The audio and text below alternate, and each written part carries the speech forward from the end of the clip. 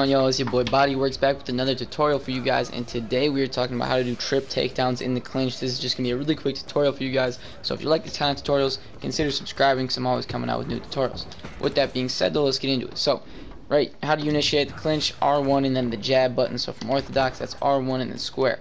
Now, looking at trip takedowns in this game, there is no set button. There is no just R1 and then X. You have to use movement with the with your takedown. So two trips that I'm going to use as an example is the foot sweep right from collar tie, and then the foot sweep left from collar tie.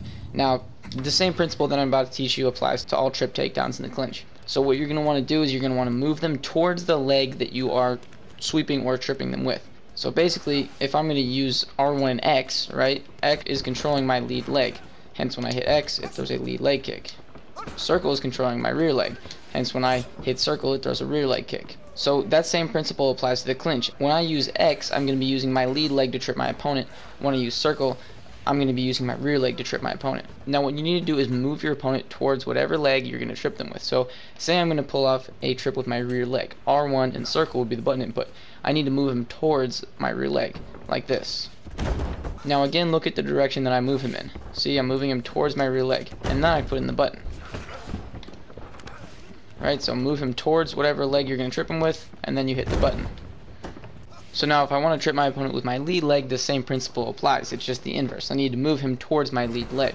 So the button input for this one is R1 and X. So here I'm going to move him towards my lead leg, and then input the button. So I thought I'd just give you guys a really quick tutorial on this because it's a little bit confusing. You know, in UFC3, movement didn't really affect takedowns, but in UFC4 it does, which is a really cool game mechanic, but it can be a bit confusing at times. So quick recap. X controls your lead leg, and circle controls your rear leg. When you're going for a trip takedown in the clinch, you need to move your opponent towards whatever leg you're going to trip them with. So if I want to trip my opponent with my lead leg, I'm going to move him towards my lead leg, just like that.